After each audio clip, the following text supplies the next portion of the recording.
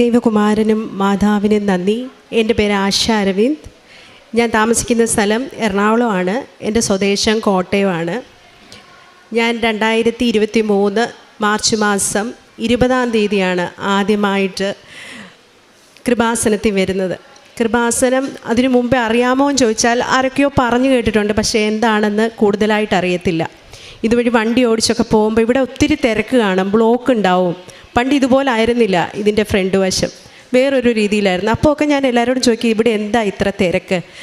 അപ്പോഴൊക്കെ ഇവിടെ ഒരു പള്ളിയാണ് എന്നൊക്കെ അറിയാമെങ്കിലും ഈ കൃപാസനമാണ് ഒന്നും അറിയില്ല. ഈ കൃപാസനത്തിലോട്ട് വരാനുള്ള എൻ്റെ കാരണം 10 വർഷത്തിന് മേലെ ആയിട്ട് എനിക്ക് ഒരു മോളുണ്ട്.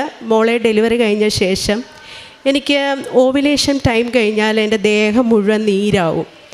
അതിന് പല ട്രീറ്റ്മെൻറ്റുകൾ ചെയ്തു, പല ഹോസ്പിറ്റലുകളിൽ കാണിച്ചു, ആയുർവേദം കാണിച്ചു, അലോപ്പതി കാണിച്ചു, ഹോമിയോ കാണിച്ചു.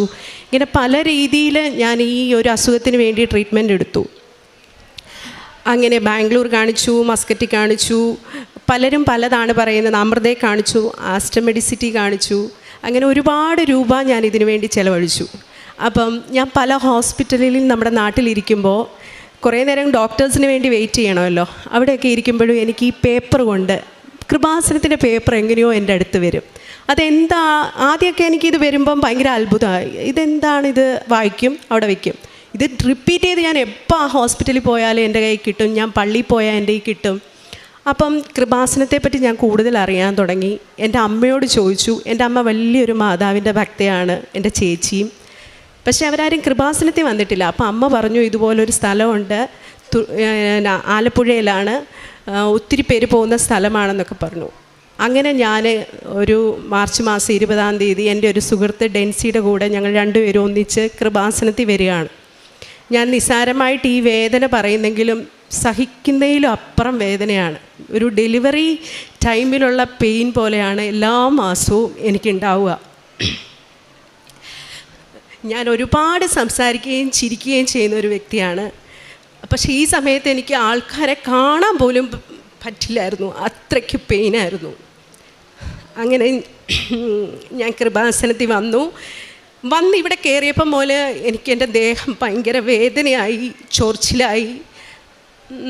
ഞാൻ എന്നിട്ട് ഉടമ്പടി ആദ്യം എടുക്കുക കുറച്ച് പ്രയാസകരമുള്ള കാര്യമാണ്. എങ്കിലും ഉടമ്പടി ഞാൻ ആ പ്രയാസമൊക്കെ സഹിച്ചെടുത്തു. അങ്ങനെ ഞാൻ ഉടമ്പടിയൊക്കെ എടുത്തു. ഇപ്പം 1.5 വർഷത്തിന് മേലെയായി. 2003 മാർച്ചിലല്ലേ. അങ്ങനെ ഇതുവരെ ഈ ഒരു നിമിഷം വരെ എൻ്റെ ഉടമ്പടിയിലോ ഒരു പ്രാർത്ഥനയിൽ, വൈകുന്നേരമുള്ള പ്രാർത്ഥനയിലും രാവിലെയുള്ള പ്രാർത്ഥനയിലും ഇതുവരെ ഒരു മുടക്കവും വന്നിട്ടില്ല. അതെ, എങ്ങനെയാണെങ്കിലും ആ സമയമാകുമ്പോൾ എങ്ങനെയും എനിക്ക് പ്രാർത്ഥിക്കാൻ പറ്റും. പക്ഷേ ബാക്കിയുള്ള കാര്യങ്ങളിൽ ഇടയ്ക്കിടയ്ക്ക് എല്ലാ ദിവസവും കുർബാനയിൽ പങ്കെടുക്കാൻ ഒത്തോം ചോദിച്ചാൽ സാധിച്ചിട്ടില്ല. ഇടയ്ക്ക് കുടുംബ പ്രാർത്ഥന എനിക്ക് പറ്റുന്ന പോലെ എല്ലാം ഞാൻ ചെയ്യാറുണ്ട്. എനിക്ക് വീട്ടിലിരുന്ന് ചെയ്യാൻ പറ്റിയില്ലേ, വണ്ടി ഓടിക്കുമ്പോഴേലും ഞാൻ ചെയ്യാറുണ്ട്. അങ്ങനെയെല്ലാം ഞാൻ ചെയ്തു വരുന്ന ഒരു വ്യക്തിയാണ്. ആ ഒരു വേദനയിൽ നിന്ന് എനിക്ക് പൂർണ്ണ സൗഖ്യം കിട്ടിയോ എന്ന് ചോദിച്ചാൽ പൂർണ്ണ സൗഖ്യം കിട്ടിയെന്ന് തന്നെ ഞാൻ പറയും. കാരണം എനിക്കിപ്പോൾ സഹിക്കാൻ പറ്റുന്ന വേദനയേ ഉള്ളൂ. ഈ വേദന കൊണ്ട് എനിക്കൊരു ആങ്സൈറ്റി അറ്റാക്ക് വരെ വന്നിട്ടുണ്ട്, സഹിക്കാൻ വയ്യാത്തതുകൊണ്ട്. അപ്പം അങ്ങനെ ഞാൻ അതുവഴി ഒത്തിരി പേരെ ഇവിടെ കൊണ്ടുവന്നിട്ടുണ്ട്. എൻ്റെ കുടുംബത്തിൽ തന്നെ ഇപ്പോൾ ഒരു 3-4 പേരുണ്ട് ഉടമ്പടി എടുത്ത് പ്രാർത്ഥിക്കുന്നവർ. അതാണ് എൻ്റെ കൃപാസനത്തിലേക്ക് വരാനുള്ളതും എൻ്റെ രോഗത്തിലുള്ള സൗഖ്യവും എനിക്ക് തന്നത്. ഞാൻ സിനിമാ മേഖലയിലാണ് വർക്ക് ചെയ്യുന്നത്. എൻ്റെ മേഖല എന്ന് പറയുന്ന അറിയാമല്ലോ, നമ്മളെപ്പോഴും ആക്റ്റീവായിട്ടിരിക്കേണ്ട ഒരു മേഖലയാണ്. അപ്പോൾ ഈ വേദനകൾ നമ്മളെ ഒന്നും ചെയ്യാനായിട്ട് സാധിക്കത്തില്ലായിരുന്നു. പിന്നെ പെട്ടെന്ന് വണ്ണം വയ്ക്കുക. ഒരു മാസത്തിൽ ഒരു 50 കിലോയാണ് എനിക്കെങ്കിൽ ഈ ഒരു വേദന തുടങ്ങുമ്പോൾ ഞാനൊരു 58 കിലോ 60 കിലോ അത്ര വ്യത്യാസം വരും. എൻ്റെ ഡ്രസ്സുകളിലും എല്ലാ കാര്യങ്ങളിലും എനിക്ക് മൂഡ് ഓഫും എല്ലാം ആയിരിക്കും. അപ്പോൾ പലരും എന്നെ കാണുമ്പോൾ ചോദിക്കും, എന്ത് പറ്റി ഇതെന്നെ പെട്ടെന്ന് വണ്ണം വെച്ച്? ഇതിനെല്ലാം നമ്മൾ ക്വസ്റ്റ്യൻ ആൻസർ ചെയ്യണം. എന്തുകൊണ്ട് സിനിമ ചെയ്യുന്നില്ലെന്ന് ചോദിച്ചാൽ അതിന് ആൻസർ ചെയ്യണം. ഒത്തിരി ക്വസ്റ്റ്യൻ ആൻസർ ചെയ്യേണ്ട ഒരു മേഖലയാണ് എൻ്റെ. അങ്ങനെ ഞാൻ കൃപാസനത്തിൽ 6 കാര്യങ്ങൾ, 5 എഴുതിയാൽ മതി, 6ാമത്തെ ദൈവത്തിന് കൊടുക്കണമെന്ന് പറഞ്ഞെങ്കിൽ എനിക്ക് 6 കൂടുതൽ കാര്യങ്ങളുണ്ടായിരുന്നു എഴുതാൻ. ഞാൻ 6 കാര്യങ്ങൾ എഴുതി ചിട്ടയായ അച്ഛൻ പറഞ്ഞ പോലെ എല്ലാം പ്രാർത്ഥിച്ചു. ആദ്യത്തെ ഉടമ്പടി പുതുക്കാൻ വന്ന സമയത്ത് ഞാൻ ആ ഓഫീസിൻ്റെ അവിടെ നിൽക്കുമ്പോൾ ആർക്കും എന്നെ മനസ്സിലായി. അപ്പം ഞാൻ പറഞ്ഞു, ജോസഫ് അച്ഛനെ കാണാൻ പറ്റുമോ, എനിക്കൊന്ന് കാണണം എന്നുണ്ട് എന്ന് പറഞ്ഞു. അപ്പം ഞാൻ അച്ഛനെ കാണാൻ വേണ്ടി അവരോട് ചോദിച്ചപ്പോൾ ആദ്യമേ ഇന്ന് ഓഫീസിലൊക്കെ സംസാരിച്ചിട്ട് എനിക്ക് കാണിച്ച് കാണാം, നമുക്ക് ബ്ലെസ്സിങ് മേടിക്കാം എന്ന് പറഞ്ഞു. അച്ഛൻ്റെ അടുക്ക ഞാൻ ഈ അൾത്താരെ വരുമ്പോൾ അച്ഛൻ എന്നോട് എൻ്റെ മുഖത്തേക്ക് നോക്കിയിട്ട്, ഞാൻ സിനിമയിലാണോ, എന്താ നിൻ്റെ ആവശ്യം എന്നൊന്നും അല്ല ചോദിച്ചത്, എൻ്റെ മുഖത്തോട്ട് ഇങ്ങനെ നോക്കിയിട്ട് അച്ഛൻ പ്രാർത്ഥിച്ചു. അത് കഴിഞ്ഞ് എന്നോട് ചോദിച്ചു, ഏത് മേഖലയിലാണ് വർക്ക് ചെയ്യുന്നത്? അപ്പം ഞാൻ പറഞ്ഞു, സിനിമയിലാണ്. ഞാൻ കൂടുതൽ അഡ്വർടൈസ്മെൻറ്റാണ് ചെയ്യുന്നത്, സിനിമയും ചെയ്യും. ഞാൻ ജോലി ചെയ്യുന്നുണ്ടായിരുന്നു, ഇപ്പം ജോലിയൊക്കെ വിട്ടു. എയർപോർട്ടിലായിരുന്നു, ഇൻഫോ പാർക്കിൽ ജോലി ചെയ്തു, അങ്ങനെ പല ജോലികളും ചെയ്തു. എങ്കിൽ പോലും അതെല്ലാം വിട്ടിട്ട് ഇപ്പം സിനിമയും അഡ്വർടൈസ്മെൻറ്റും മാത്രമാണ് എന്ന് പറഞ്ഞു. പക്ഷെ നീ എന്നോട് അതിനെപ്പറ്റിയോ അല്ലെങ്കിൽ ഒന്നും പറഞ്ഞില്ല. എന്നോട് ആകെ അച്ഛൻ പറഞ്ഞ ഒരേ ഒരു കാര്യമുള്ളൂ, നീ സാക്ഷ്യം പറയണം. ഞാനന്നേരം അച്ഛനെ, നീ സാക്ഷ്യം പറയുമോ എന്ന് ചോദിച്ചു. ഞാനൊന്ന് ഇങ്ങനെ മുഖത്തോട്ട് നോക്കി, സാക്ഷ്യം പറയുമല്ലോ അല്ലേ എന്നെടുത്ത് ചോദിച്ചു. അച്ഛൻ എനിക്ക് വേണ്ടി പ്രാർത്ഥിച്ചു. ഞാൻ തിരിച്ച് വീട്ടിലേക്ക് പോയി അവിടെ ചെന്ന് വളരെ ടയേർഡായിരുന്നു. അന്ന് ചെന്നപ്പോൾ ഒരു കോള് വരികയാണ്. എനിക്കൊരു അസോസിയേറ്റ് ഒരു പയ്യൻ വിളിച്ചു, ആശ ചേച്ചിയല്ലേ, ഒരു മൂവിയുണ്ട്, നമ്മൾ ഫെസ്റ്റിവൽ മൂവിയാണ്. ഇതുവരെ ഞാനൊരു 2008 ആദ്യമായിട്ട് പരസ്യം ചെയ്യാൻ തുടങ്ങുന്നത്. ഒരുപാട് നാഷണൽ ആർട്സും ഒരുപാട് പരസ്യങ്ങൾ ചെയ്തു. എങ്കിലും സിനിമയിൽ ഞാൻ അധികം അഭിനയിച്ചിട്ടില്ല. 2011 തുടങ്ങിയെങ്കിലും 19 സിനിമ ചെയ്തിട്ടുണ്ടെങ്കിലും വലിയ ഒരു ക്യാരക്ടർ അല്ലെങ്കിൽ ഞാൻ അഭിനയിച്ച വലിയ ക്യാരക്ടർ ശ്രദ്ധിക്കപ്പെട്ടിട്ടുള്ളതല്ല. ഈ പയ്യൻ എന്നെ വിളിച്ചിട്ട്, ഇങ്ങനെ ഒരു സിനിമയുണ്ട്, അത് പല ഫേമസ് നടികളും വേണ്ടെന്ന് വെച്ചതാണ്, കാരണം അതിൻ്റെ പ്രായം 80 വയസ്സാണ്. അപ്പോൾ ആ 80 വയസ്സായിട്ട് അഭിനയിക്കണം. ഒരു റിയൽ സ്റ്റോറിയാണ്. വെള്ളപ്പൊക്കത്തിൽ നടന്ന ഒരു പ്ലെമേന അമ്മയുടെ കഥയാണ്. അത് റിയൽ സ്റ്റോറിയാണ്. ഫെസ്റ്റിവലിനും അവാർഡുകൾക്കൊക്കെ അയക്കാനുള്ളതാണ്. കേരള ഗവൺമെൻറ്റാണ് പ്രൊഡ്യൂസ് ചെയ്യുന്നത്. അപ്പോൾ കഥ കേൾക്കാനായിട്ട്, കഥ പറയാൻ വീട്ടിലേക്ക് വരട്ടെ എന്ന് ചോദിച്ചു. ഞാൻ പറഞ്ഞു, വരൂ, എപ്പോൾ വേണേലും വന്നോളൂ, ഞാനിവിടെ ഉണ്ട്. അവരുടെ മേക്കപ്പിൻ്റെ ആൾക്കാർ എല്ലാവരെയും കൂട്ടി അവർ വീട്ടിലേക്ക് വന്നു, കഥ പറഞ്ഞു. അതിനുശേഷം എനിക്ക് ആ ക്യാരക്ടർ ചേരുമോ എന്ന് എന്നെ ഒരുക്കി നോക്കി. അത് കഴിഞ്ഞിട്ട് അറിയാമല്ലോ, ഗവൺമെൻറ്റിൻ്റെ സിനിമയാകുമ്പോൾ നമുക്കതിനകത്ത് ഒരുപാട് ഫിനാൻഷ്യലി ഒരുപാട് ഉണ്ടാവില്ല. അത് സംസാരിച്ചു, അങ്ങനത്തെ എല്ലാം സംസാരിച്ച് വളരെ പെട്ടെന്നായിരുന്നു ആ ഒരു സിനിമയുടെ എന്നിലേക്കുള്ള കാസ്റ്റിങ്. കാരണം വലിയ വലിയ സ്റ്റാറുകളിൽ നിന്നും മാറി എന്നിലേക്ക് അത് വന്നത് എനിക്ക് ഭയങ്കര അതിശയമായിരുന്നു. ആ സിനിമ വളരെ പെട്ടെന്ന് ചെയ്യണമെന്നും പറഞ്ഞു. ഒരു 4 ദിവസത്തിനുള്ളിൽ ഷൂട്ട് തുടങ്ങും. പക്ഷേ അതിനുവേണ്ടി പല കുട്ടികളും അതിൻ്റെ ബാക്കിലുള്ളവർ മാസങ്ങളായിട്ട് ഗ്രൂം ചെയ്ത് അതിലേക്ക് വരാനായിട്ട് ഒരുങ്ങിയിരിക്കുന്നതാണ്. ഇത്രയും എക്സ്പീരിയൻസ്ഡ് ആയിട്ടുള്ള ക്യാരക്ടർ ഞാൻ എങ്ങനെ ചെയ്യും എന്നൊക്കെ എന്നെ വളരെ ആശയക്കുഴപ്പത്തിലാക്കിയെങ്കിലും ഞാൻ ആ സിനിമയിൽ ജോയിൻ ചെയ്തു, സിനിമയിൽ അഭിനയിച്ചു. ആ സിനിമയ്ക്ക് എന്തൊക്കെയോ ഈ കൃപാസന മാതാവുമായിട്ട് ഭയങ്കര അടുപ്പമാണ്. കാരണം ഒരു മാതാവിൻ്റെ പാട്ട് ഞാൻ അതിനകത്തിരുന്ന് പാടുന്നുണ്ട്. അതിൻ്റെ പോസ്റ്റേഴ്സ് ഇറങ്ങുമ്പോൾ ഈ ഒരു ബാക്ക്ഗ്രൗണ്ടാണ് ആ പോസ്റ്റേഴ്സിന്, അതിൽ ഞാൻ നിൽക്കുന്നതായിട്ടാണ്. അത് മാത്രമല്ല, ഞാൻ അവിടെ നമ്മൾ ഷൂട്ട് നടക്കുമ്പം ആകെ അവർ 18 ദിവസമാണ് ഈ സിനിമ മുഴുവൻ ഷൂട്ട് ചെയ്യാൻ ടൈം തന്നേക്കുന്നത്. അതിന് 16 ദിവസം കൊണ്ടെങ്കിലും ഷൂട്ട് ചെയ്ത് കൊടുക്കണം. അപ്പോൾ അത്രയ്ക്ക് ഹെക്റ്റിക്കായിട്ടാണ് ഈ സിനിമ എടുക്കുന്നത്. വെള്ളപ്പൊക്കമാണ്, മുഴുവൻ നേരവും മഴയാണ്. അങ്ങനെ എടുക്കുന്ന സമയത്ത് എനിക്ക് വേണ്ടി അവർക്ക് മാറ്റിത്തരാനോ അല്ലെങ്കിൽ എനിക്ക് വേണ്ടി പ്രാർത്ഥിക്കാൻ സമയം തരാനോ ഒന്നും സമയമില്ല. കാരണം കൂടുതലും ഞാനാണ് അതിനകത്ത് അഭിനയിക്കുന്നത്. എങ്കിൽ പോലും 5:30 വെളുപ്പിനെ, രാത്രിയിലൊക്കെ ഷൂട്ടുണ്ട് ചില ദിവസങ്ങളിൽ, എങ്കിൽ പോലും ആശ എവിടെ എന്ന് ചോദിക്കുമ്പോൾ ഞാനിവിടെ ഇരുന്ന് മുട്ടേക്കുത്തി നിന്ന് പ്രാർത്ഥിക്കുകയായിരിക്കും. ആ വീടും ഒരു മാതാവിൻ്റെ ഒരു ഈരാറ്റുപേട്ടയിലുള്ള വീടാണ്, ഒരു ക്രിസ്ത്യൻ വീടാണ്. അതിനുള്ള സജ്ജീകരണങ്ങളെല്ലാം അവരും എനിക്ക് ചെയ്തു തരും. അതുപോലെ ആ സിനിമയിലുള്ള എല്ലാവരും എനിക്ക് രാത്രിയിലും രാവിലെയും പ്രാർത്ഥിക്കാനുള്ള എല്ലാ ഒരുക്കങ്ങളും ചെയ്തു തരും. അത്രയ്ക്ക് മനോഹരമായ ഒരു സെറ്റായിരുന്നു. ഒരു ദൈവികത ഭയങ്കര നിറഞ്ഞു നിൽക്കുന്ന ഒരു സിനിമയായിരുന്നു. അങ്ങനെ ആ സിനിമ ഞാൻ ചെയ്ത് അതിപ്പോൾ ഫെസ്റ്റിവലിന് അയച്ചിട്ടുണ്ട്. ഓണത്തിന് റിലീസാണ്. സിനിമയുടെ പേര് പ്രളയശേഷം ഒരു ജലകന്യക എന്നാണ്. ആ ഒരു സിനിമ തീർച്ചയായിട്ടും എനിക്ക് കൃപാസന മാതാവ് എൻ്റെ കയ്യിൽ തന്ന സിനിമ തന്നെയാണ്. ദൈവത്തിനും കൃപാസന മാതാവിനും ഒരുപാട് നന്ദി. അതേപോലെ സ്വർണ്ണ കന്യക എന്നൊരു പുതിയ സിനിമ ചെയ്തു, അതും മാതാവിൻ്റെ സിനിമ. അപ്പം എന്നെ കാണുമ്പോൾ എല്ലാവരും ചോദിക്കും, ഇപ്പോൾ ആശ മാതാവിൻ്റെ സിനിമ മാത്രമേ ചെയ്യാറുള്ളൂ എന്ന്. ആ സിനിമ മാതാവിൻ്റെ സ്റ്റോറിയാണ്. 4 ഭാഷകളിലായിട്ടാണ് അത് ഇറങ്ങുന്നത്. അതും അതിൻ്റെ ഷൂട്ടും പ്രോസസ്സിങ്ങും ഒക്കെ നടക്കുന്നു. അങ്ങനെ ദൈവം എന്നെ പല കാര്യങ്ങളിൽ, ഞാൻ ഒരു 6 കാര്യങ്ങൾ എഴുതിയെങ്കിലും ആ എഴുതിയതെല്ലാം ഇതുമായിട്ട് ബന്ധപ്പെട്ട കാര്യങ്ങളായിരുന്നു. അതെല്ലാം കൂടെ എനിക്ക് ഒന്നിച്ചു തരികയായിരുന്നു. കാരണം ഈ പ്രളയശേഷം ജലകന്യക സിനിമയുടെ കൂടെ എനിക്ക് സിനിമ എൻ്റെ ലൈഫിലെ, എൻ്റെ ജീവിതത്തിലെ കരിയറിനെ ഉയർത്തണേ മാതാവേ എന്ന് പ്രാർത്ഥിക്കുമ്പോൾ അതിൻ്റെ താഴെ എഴുതിയിരുന്നത് എനിക്ക് സിനിമ പഠിക്കാൻ കൂടുതൽ അവസരം തരണേ, എനിക്ക് ഡബ്ബിങ് പഠിക്കാൻ കൂടുതൽ അവസരം തരണേ. അങ്ങനെ ഓരോന്നും എല്ലാം കൂടെ ഒന്നിച്ച് എനിക്ക് ദൈവം തന്നു. കാരണം ഈ സിനിമ പഠിപ്പിക്കുന്നവരാണ് അത് ഡയറക്റ്റ് ചെയ്യുന്നത്. ലോഹിതദാസ് സാറിൻ്റെ മോന്, അതേപോലെ ലോഹിതദാസ് സാറിൻ്റെ അസോസിയേറ്റ്, അവരെല്ലാം സിനിമ പഠിപ്പിക്കുന്നവരാണ്. അദ്ദേഹത്തിൻ്റെ ബ്രദറാണ് ഡബ്ബിങ് പഠിപ്പിക്കുന്നവരാണ്. അപ്പോൾ എനിക്ക് അതിലൂടെ ഒരു വലിയ പഠനവും കൂടെയാണ്. ഞാൻ പറഞ്ഞ 6 കാര്യങ്ങൾ അങ്ങനെ സാധിച്ചു കിട്ടി. അതെൻ്റെ ഒരു ജീവിതത്തിൽ ഭയങ്കര, എൻ്റെ ഒരു കരിയറിൽ തന്നെ എനിക്ക് ഒരുപാട് മനസ്സിന് സന്തോഷം തന്ന ഒരു കാര്യമാണ്. പിന്നെ ഞാൻ പറഞ്ഞ അസുഖം എനിക്കിപ്പം പൂർണ്ണ മാറ്റമുണ്ട്. ഞാൻ ഇങ്ങനെയൊന്നും ചിരിക്കുക പോലും ഇല്ലായിരുന്നു. എനിക്ക് കുളിക്കാൻ പോയിട്ടൊന്നും ചിരിക്കാൻ പോലും വയ്യാത്ത വേദനയായിരുന്നു. ഒരു കാറ്റടിക്കാൻ വേല, ഇതൊന്നും എനിക്ക് ഏറ്റവും അടുപ്പമുള്ളവർക്കൊക്കെ അറിയാം, പക്ഷേ അല്ലാത്തവർക്ക് അറിയത്തില്ല. പെട്ടെന്ന് എന്താ വണ്ണം വെച്ചേ എന്ന് മാത്രമേ എല്ലാവരും ചോദിക്കാറുള്ളൂ. മൂന്നാമതായി എൻ്റെ അമ്മയ്ക്ക് പെട്ടെന്നൊരു ബ്രസ്റ്റിലൊരു മുഴ വന്നു. അത് ബയോപ്സിക്ക് അയക്കണമെന്ന് പറഞ്ഞു, അയച്ചു.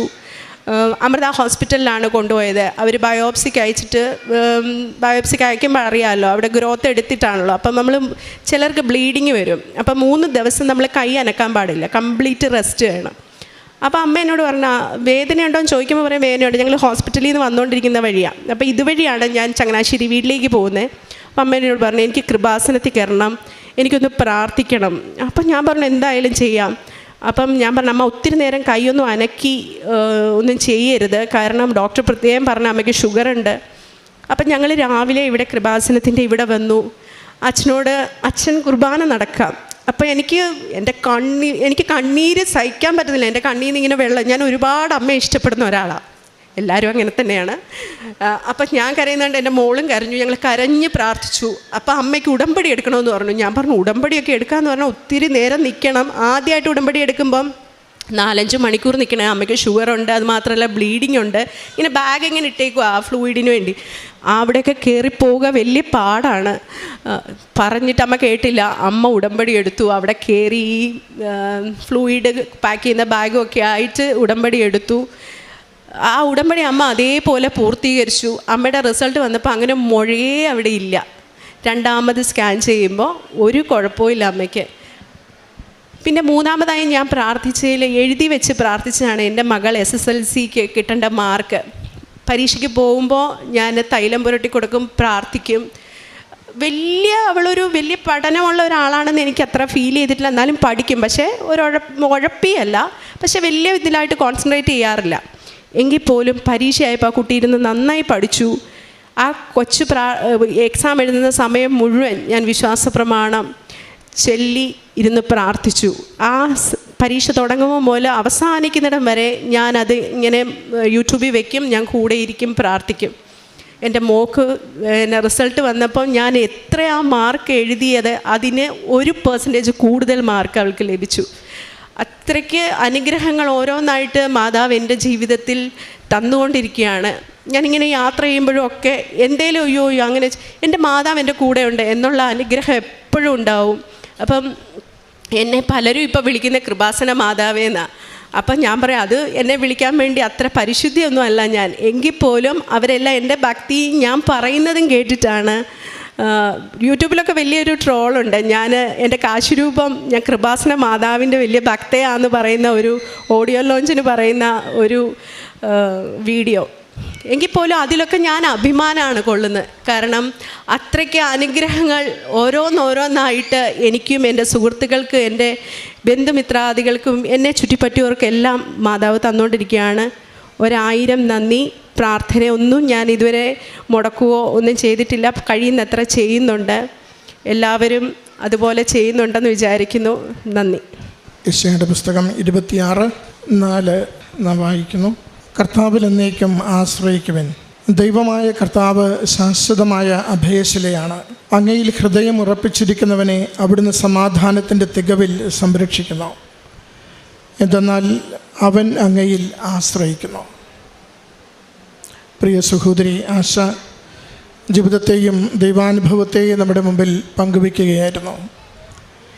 രോഗത്തിൻ്റെ അതിതീവ്രമായ വേദനയുടെ നിമിഷങ്ങളിലൂടെ കടന്നു പോകുമ്പോഴും പൂർണ്ണമായി അമ്മ മാതാവിൽ ശരണപ്പെടുകയും ഉടമ്പടിയുടെ പ്രാർത്ഥനകൾ ഒരല്പം പോലും വ്യത്യാസപ്പെടാതെ ഓരോ ദിവസവും സൗഖ്യത്തിനു വേണ്ടി ആഗ്രഹിച്ച് പ്രാർത്ഥിക്കുകയും നേർച്ചത്തൈലം എപ്പോഴും ഉപയോഗിച്ചുകൊണ്ട് എൻ്റെ സൗഖ്യത്തിനത് കാരണമാകും എന്ന പ്രത്യാശയോടുകൂടി അമ്മയിലും ഈശോയിലും ജീവിതം സമർപ്പിക്കുകയും ചെയ്തത് മകൾ സാക്ഷ്യപ്പെടുത്തുന്നതാണ് നാം ശ്രമിച്ചത്.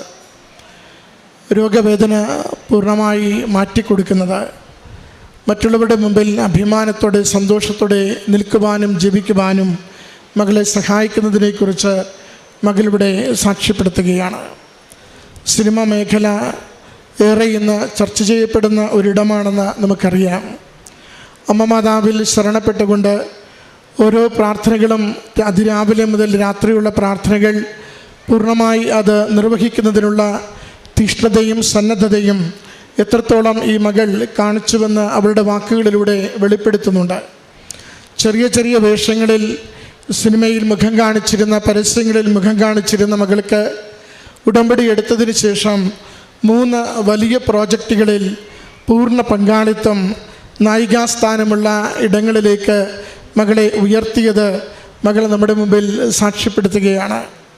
അത് സാക്ഷികൂടാരത്തിനരികിൽ പങ്കുവയ്ക്കുമ്പോഴും ഇവിടെയും ആവർത്തിച്ച് പറയുന്നുണ്ട്, ഞാൻ കോട്ടയംകാരി ഒരു അമ്മച്ചിയായി വേഷമിടുന്നതിന്, അമ്മ മാതാവിൻ്റെ സംരക്ഷണയിൽ അതിൻ്റെ ഓരോ വേഷങ്ങളും അവതരിപ്പിക്കുന്നതിന്, അതോടൊപ്പം പ്രാർത്ഥനയ്ക്കൊട്ടും മുടക്കം വരാതെ പ്രാർത്ഥനയിൽ നിലനിന്നുകൊണ്ട് ആ ക്രൂവിലുള്ളവരോട് പ്രാർത്ഥനാനുഭവത്തെ പങ്കുവെച്ചുകൊണ്ട് എനിക്ക് എൻ്റെ ജീവിതവും എൻ്റെ പ്രൊഫഷനും മുന്നോട്ട് കൊണ്ടുപോകുവാനുള്ള അവസരം നൽകിയതിനെക്കുറിച്ച്, അതോടൊപ്പം മകൾക്ക്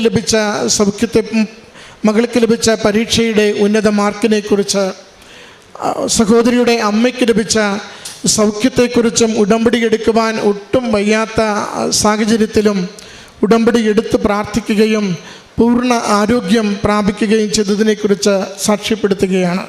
പ്രിയമുള്ളവരെ, എത്രത്തോളം അമ്മ മാതാവിൽ നമ്മൾ ജീവിതം കൊണ്ട് ശരണപ്പെടുന്നു. ഈശോയുടെ തിരുരക്തത്താൽ നാം ഓരോരുത്തരും വീണ്ടെടുക്കപ്പെട്ടവരാണ്.